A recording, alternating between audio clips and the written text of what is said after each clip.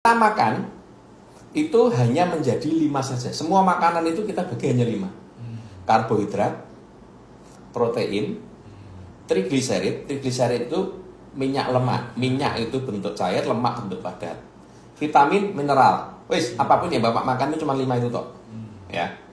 Kita skip dulu masalah vitamin sama mineral karena ini sebagai penunjang. Utamanya ada di karbohidrat, protein, apa Pak satunya? Trigliserid. Oke ya. Karbohidrat itu nanti masuk ke lambung, dirubah dari asam lambung dipecah menjadi glukosa. Terus protein. Ngerti ya protein ya? Tahu, tempe, daging. Itu masuk ke lambung dipecah sama asam lambung menjadi apa? Asam amino. Wes. Trigliserid, minyak lemak masuk ke lambung tidak bisa dipecah asam lambung. Utuh dia larinya ke darah. Satu-satunya dari 5 makanan ini, sumber makanan ini yang utuh langsung ke darah itu hanya trigliserid. Begitu masuk ke ruangan darah, itu secepatnya harus dipecah atau diproses. Yang mecah siapa? Enzim lipase, Pak. Jadi ini minyak dipecah jadi 2 sama enzim lipase. Enzim lipase ini baru kata gunting, dipecah jadi 2 gitu, krok gitu. Satu menjadi gliserol, satu lagi menjadi asam lemak. Yang gliserol disimpan di liver. Yang asam lemak itu makanan sel. Selama ada enzim lipase, tidak ada masalah Bapak mengkonsumsi trigliserid, minyak lemak, tidak ada masalah. Selama enzim lipasenya tersedia. Pertanyaannya enzim lipase dari mana kan gitu. Material pembikinnya enzim lipase itu asam amino. Dari daging tadi ya. Asam amino dari mana Pak? Dari protein, tahu, tempe, daging ya. Nah masalahnya Bapak itu ada gangguan lambung.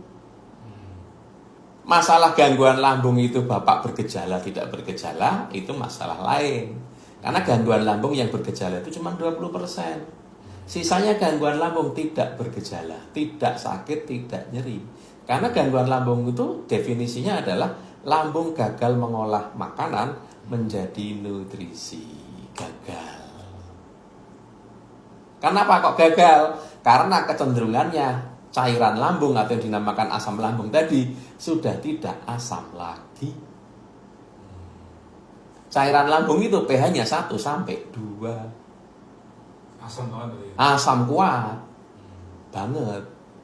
HCl, Pak. Iya. HCl. Nah, jadi makanan masuk ke lambung ketemu HCl 1 sampai 2 pH hancur, Pak. Nah, masalahnya lambung Bapak itu sudah tidak asam kuat. Bisa pH-nya 4, bisa pH-nya 5.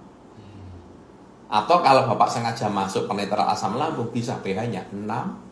Maka ketika enzim lipasenya tidak ada, kok tidak ada? Karena Bapak gagal mengolah protein. Asam lambungnya netral, Bapak makan tahu, tempe, ikan, ayam, daging. Nggak mampu, itu kebuang. Yang naik ke darah itu paling 25%. Sedikit saja yang naik ke darah, sisanya kebuang ke feses. Jadi Bapak makan itu dalam tanda kutip kayak sia-sia.